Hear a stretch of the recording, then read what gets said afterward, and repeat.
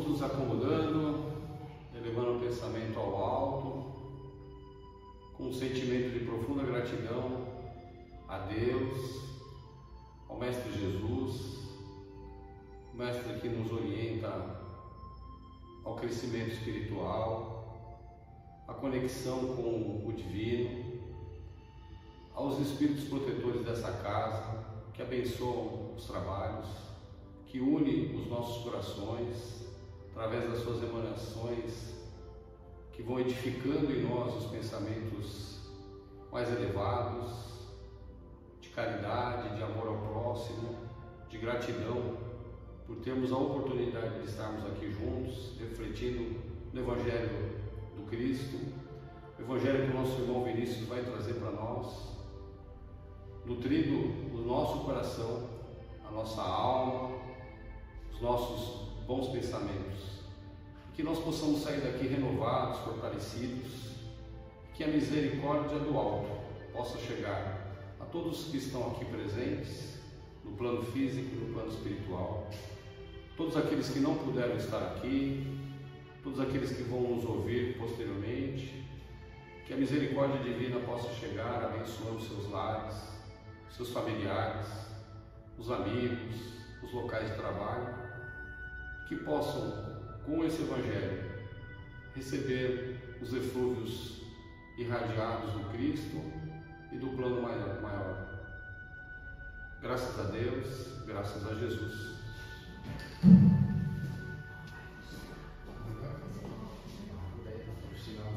Bem alto.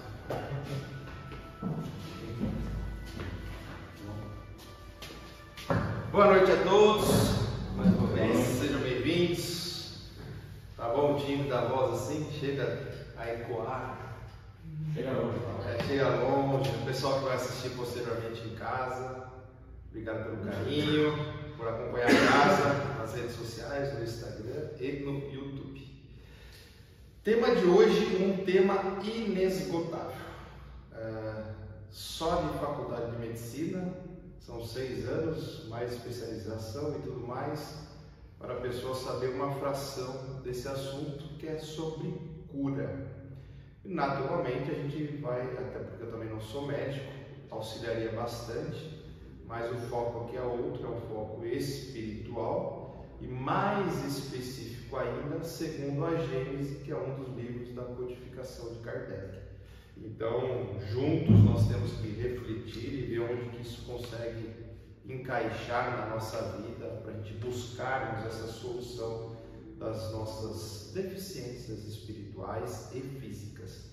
Na Gênese, isso está no capítulo 14, o capítulo em si. Como todos da Gênese, ele é muito complexo, né? Seria o lado científico do Espiritismo. O capítulo chama Os Fluidos. E cura são alguns tópicos dentro desse capítulo. Esse capítulo, só por curiosidade, para vocês entenderem o cenário que a gente tira, que a gente pinça esse tema de hoje, fala sobre elementos fluídicos, formação e propriedades do perispírito, ação dos espíritos sobre os fluidos, criações fluídicas, fotografia do pensamento, qualidade dos fluidos, e por aí vai, fala sobre dupla vista, sonambulismo, sonhos, e cura está dentro desse conteúdo complexo que o Espiritismo traz para nós. Então, se a gente fala sobre cura, a gente associa a algum problema de saúde física ou emocional. Se a gente fala de um problema de saúde física ou emocional, a gente constata que nós estamos vivos. E temos que estar vivos fisicamente para a gente ter essa deficiência. Então, acho que o grande X aqui, pelo menos que eu pretendo com esse tema, é nós já sermos gratos pela vida, independente da deficiência física, emocional e espiritual que momentaneamente nós estamos enfrentando. Não sei se vocês entendem o raciocínio, que é um tema complexo, um tema inesgotável, como eu disse no início.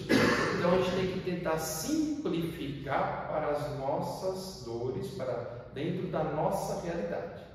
E aí o Espiritismo, dentro desse capítulo, ele traz um primeiro conceito, que é do fluido universal, né? As casas que têm grupos de estudo, normalmente vai desenvolver esse estudo na Gênesis, é um tema comum para quem avança, quem aprofunda no estudo do Espiritismo.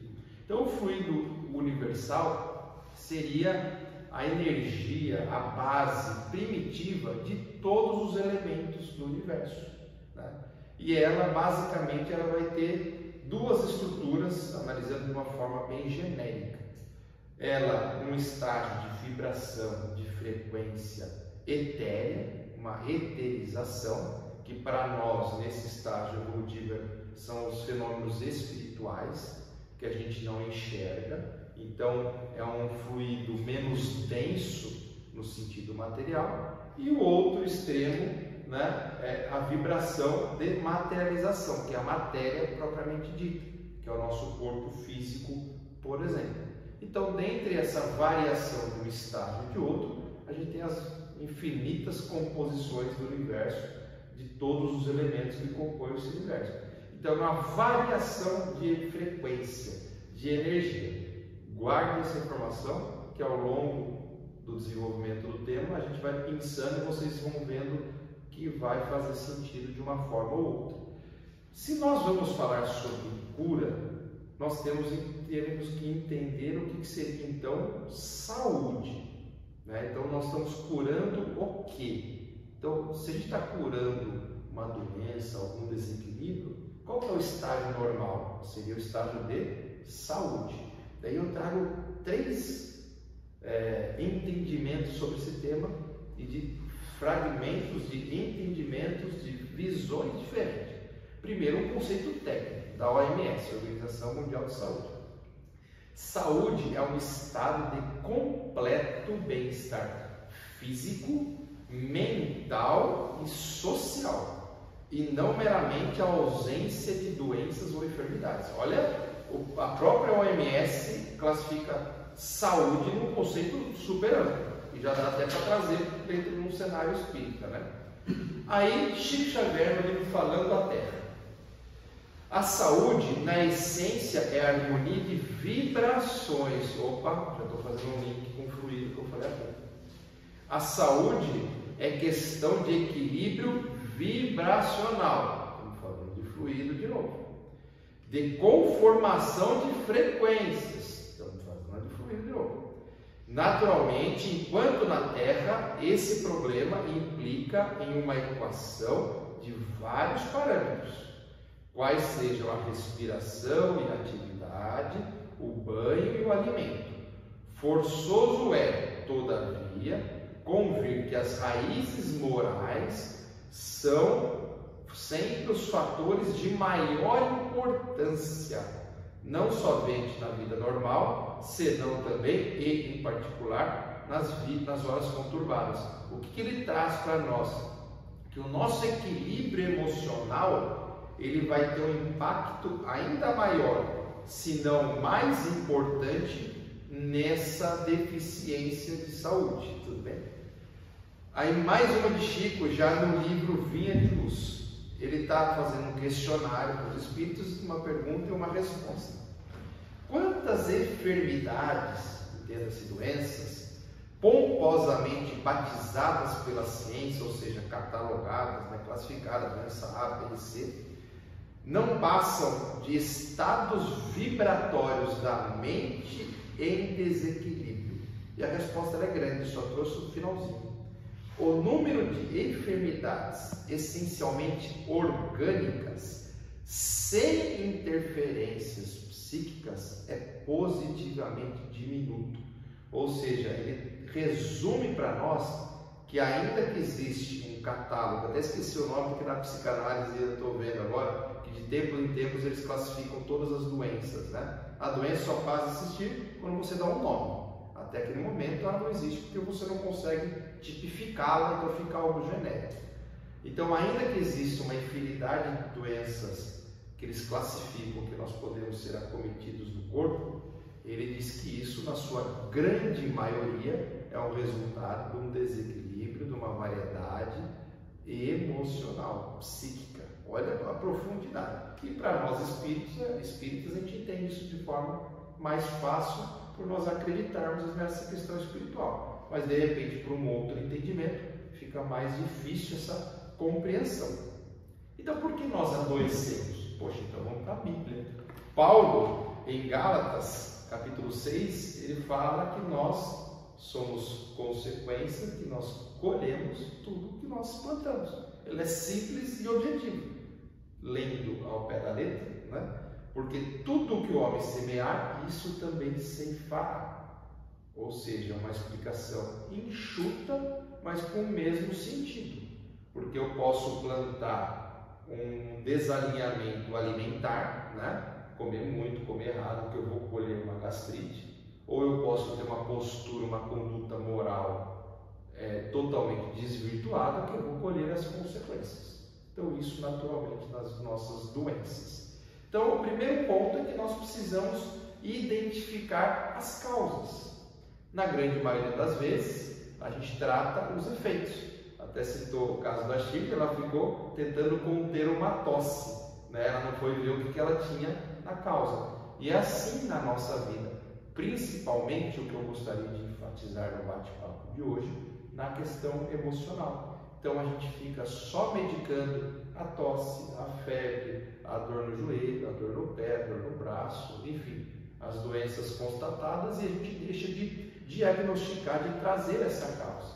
E o Espiritismo realmente explica, traz conhecimento para nós, que nós chegarmos nessa causa é uma somatória de análises. Dentre elas, a compreensão da lei de causa e efeito, que eu citei alguns exemplos aqui, né? E Paulo também citou na sua passagem bíblica: o que a gente planta, a gente colhe. Esse é o primeiro ponto. A lógica do destino. Nós, antes de encarnarmos, traçamos um planejamento. Será que o que não estamos passando hoje nessa questão de saúde não faz parte desse planejamento? E outro ponto é o significado dessas provas e dessa dor que nós estamos vivenciando. O que ela significa, o que ela está trazendo, o que ela está explicando para nós nesse momento. E aí, o livro A Gênesis, ele classifica as causas de três formas, em três categorias. Primeiro, as causas que eles chamam de diretas. Essas diretas são de responsabilidade integral nossa, que é aquilo, por exemplo, na questão física, a forma como eu me alimento vai ter consequências no meu corpo, né? A forma como eu durmo, a forma como eu exercito, né? Se eu uso, se eu fumo, se eu tenho algum determinado tipo de vício. Então, única e exclusivamente da nossa responsabilidade. A segunda causa eles chamam de causas indiretas, aquelas que de repente nós herdamos por uma questão genética, né? Ou na questão psíquica do ambiente que nós fomos criados e vivemos no dia a dia. Então, de repente, a gente viveu, foi criado e desenvolveu o nosso crescimento, ou mesmo hoje, no ambiente tóxico, aquilo traz consequências para nós. Então, isso eles classificam como uma causa indireta. E a causa remota, ou causa espiritual, aquela que nós trazemos por responsabilidade de outras vidas. Olha que interessante como ela vai dando essa variação. A Gênese, por si só, é um livro muito técnico, muito completo, e é algo que quem quer se aprofundar, isso aí é ad eterno, lendo, relendo, né, para a gente conseguir chegar a uma compreensão. E aí, nesse processo de ausência de saúde ou presença da doença, tem um fator fundamental, que é a dor. A dor, ela é um agente indutor de correção de rotas.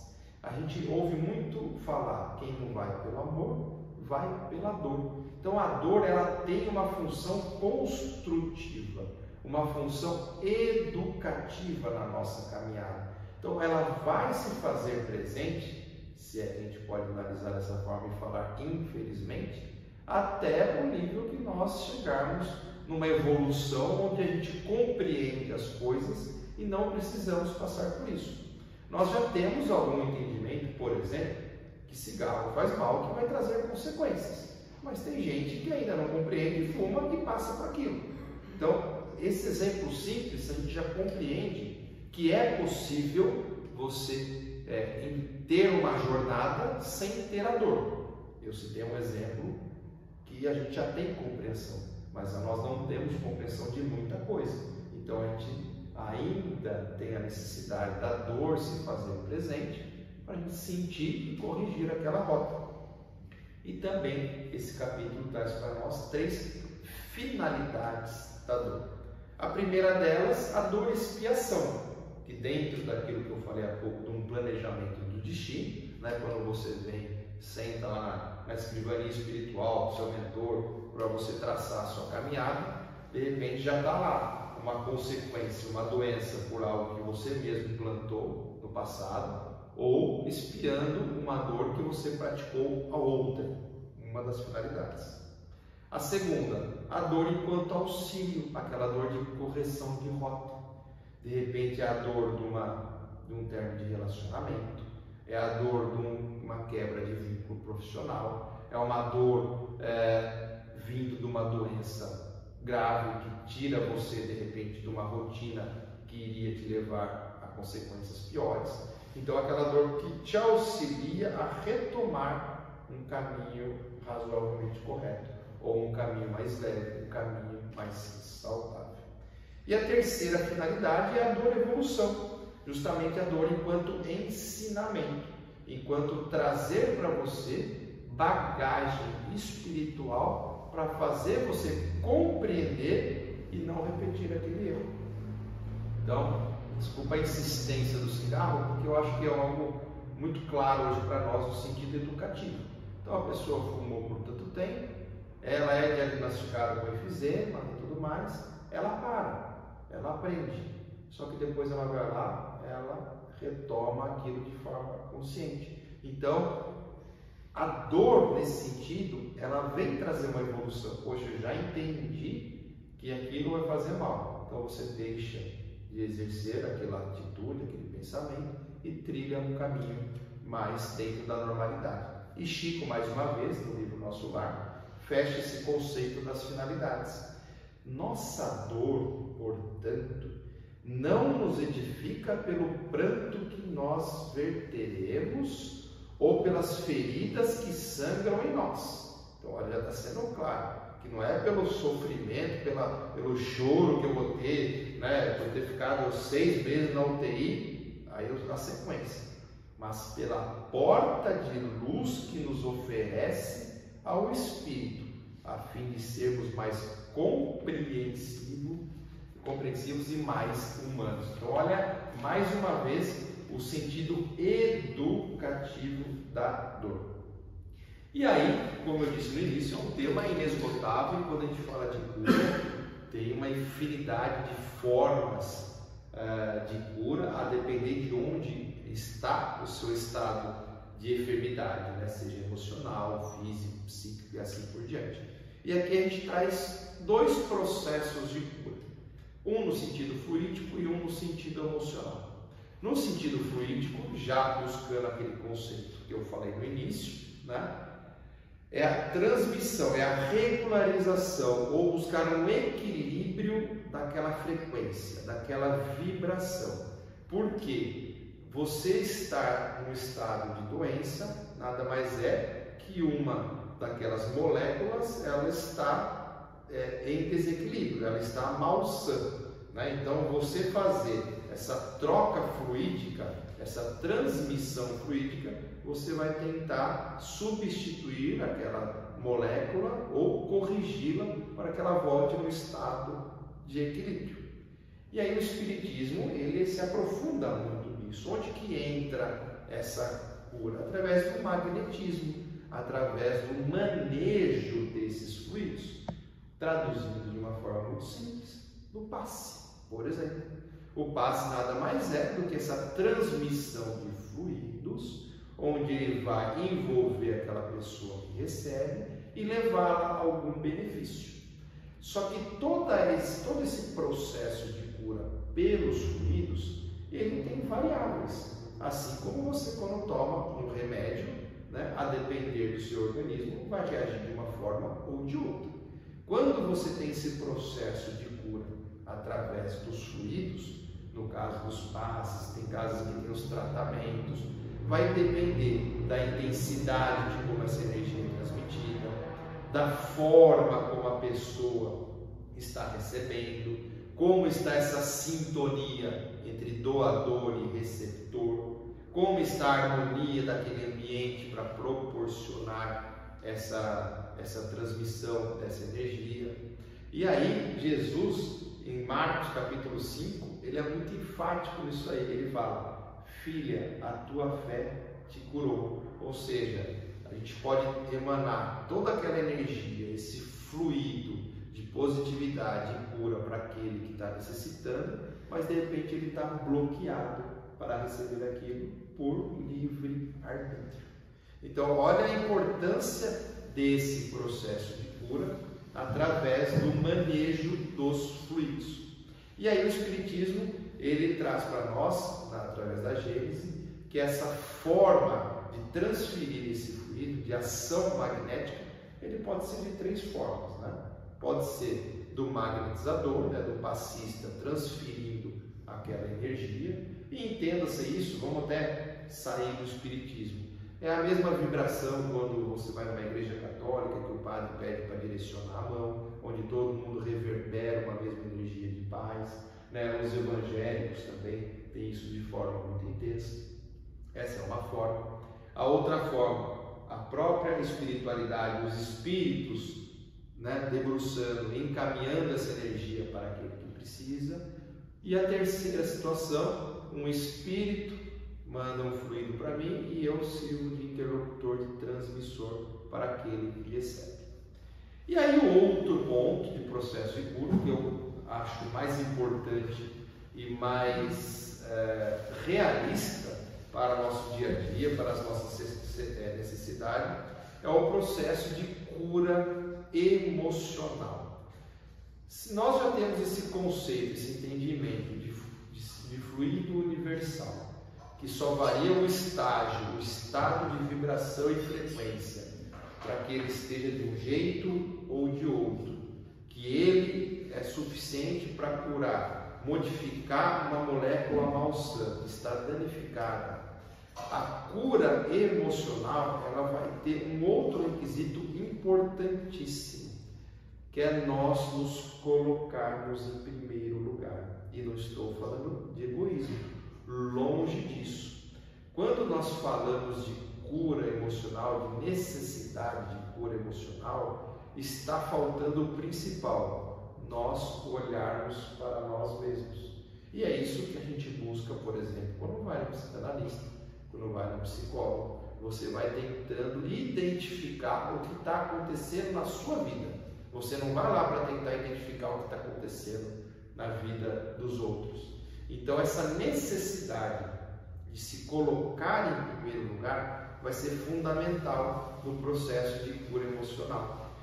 O primeiro benefício que isso vai trazer é você começar a desenvolver a autocompaixão, você começar a compreender onde você precisa melhorar, quais são os seus pontos falhos, onde você precisa modificar, onde você precisa alterar essa frequência, essas vibrações, esses fluidos que você está consumindo todo dia. E o principal, você vai deixar de terceirizar a responsabilidade pelos seus insucessos de saúde emocional. Porque hoje é muito comum, nós de uma maneira geral, nós nos vitimizarmos. A gente fala: o culpado da minha depressão é o meu marido, a minha esposa, meus filhos, é porque eu fui mandado embora. Então a gente terceiriza essa responsabilidade, porque nós não nos colocamos em primeiro lugar, não exercitamos essa autocompaixão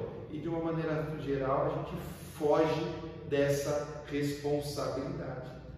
Outro ponto importante de nos colocarmos em primeiro lugar é nós buscarmos a reconciliação conosco mesmo.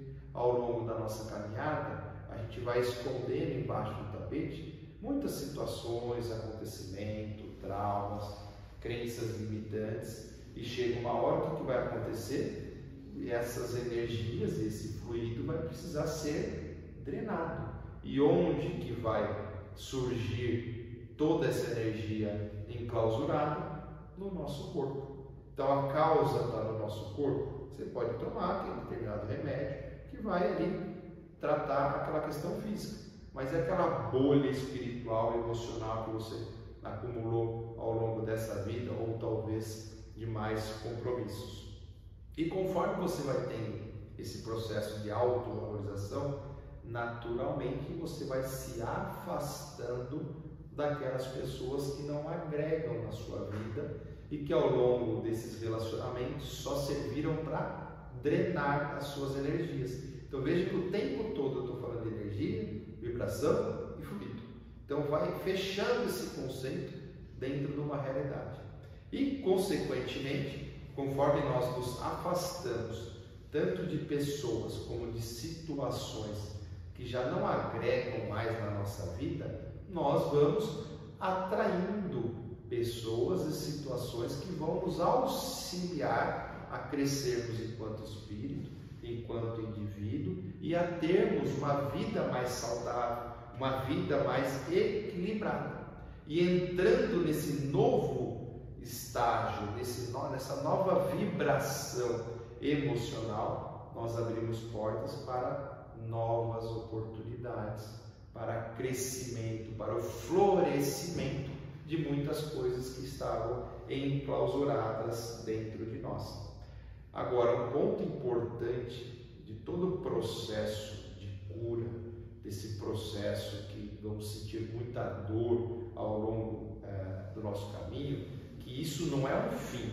Poxa, eu fui curado daquela situação e acabou. Isso é uma jornada permanente, porque vai exigir de nós uma disciplina constante, uma ação constante de transformação, um cuidado frequente com os nossos pensamentos, vigiai e orai, para que sempre e de forma continuada nós estaremos colhendo o que nós estamos plantando. Olha, agora já voltei na citação de Paulo. Então não adianta de repente eu curar de uma gastrite agora, se de repente depois eu continuar comendo fritura. Não sei se vocês estão entendendo. E assim mesmo na questão emocional. Não adianta eu conseguir identificar e resolver um relacionamento tóxico se eu sair dali e engatar no próximo relacionamento tóxico. Então vai exigir uma disciplina, um compromisso conosco mesmo, de forma permanente até o último dia da nossa existência. Isso não é uma lição temporária, isso não é uma tarefa temporária. E o que a gente já ouviu, até de forma demasiada nos cursos de autoajuda, né? Que a mentalidade de um vencedor começa sempre como uma crença inabalável em quem? No próximo? Não, em si mesmo. Então olha que interessante, estou trazendo uma frase totalmente fora de contexto que encaixa aqui nesse processo. A mentalidade de um vencedor começa com uma crença inabalável em si mesmo. E aí, completando esse raciocínio, esse entendimento, né, a forma como nós vamos enxergar esses desafios, a forma como nós alimentaremos os nossos pensamentos durante esse processo de dor, é o que vai determinar como nós sairemos ou não desse processo. A partir do momento que a gente interpreta como uma oportunidade de crescimento, ou que esse momento de dor, de ausência de saúde, de doença, quer nos ensinar algo, quer nos dar algum recado, nós vamos enfrentar isso de uma outra forma. Inclusive, se isso está atingindo o nosso corpo e nós temos essa compreensão do porquê, você já começa a pedir a Deus para que te dê resiliência, paciência e força para que essa drenagem aconteça da maneira mais suave possível, que você compreende aquilo e que após passar esse processo você vai estar restabelecido e consciente do que aquilo significou para você. Olha o entendimento diferente, a visão diferente do processo de dor.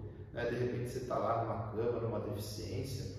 É claro, nós estamos falando de um cenário ideal, de pensamento e de vibração. Cada um dentro da sua maneira, dentro da sua limitação, dentro do seu nível de evolução, vai conseguir fazer isso de uma forma mais intensa ou menos intensa. Mas de repente a pessoa está num estágio de doença grave lá e ela pensando: poxa, Deus, eu compreendo que com isso você quer me ensinar algo, deixe essa doença fluir pelo meu corpo, eu compreendo que é para o meu crescimento, para a minha evolução, dá-me forças para que eu suporte esse processo da melhor maneira possível, e assim seguimos a vida. E é um processo de vibração permanente. E como eu disse há pouco, é um processo de disciplina diária, Então a questão dos pensamentos, a forma como você vai enxergar qualquer obstáculo da sua vida, a gente pode até ampliar o tema, não falar só sobre doença, mas qualquer percalço que você venha a ter, vida financeira, familiar, profissional, se você vai tendo essa visão mais educativa, naturalmente você vai se tornando mais grato a tudo, e a gratidão se fazendo presente, você muda a vibração, muda a frequência, começa a manejar fluidos diferentes e as consequências naturalmente serão diferentes. Chico Xavier, mais uma vez, agora no livro Pérolas do Além.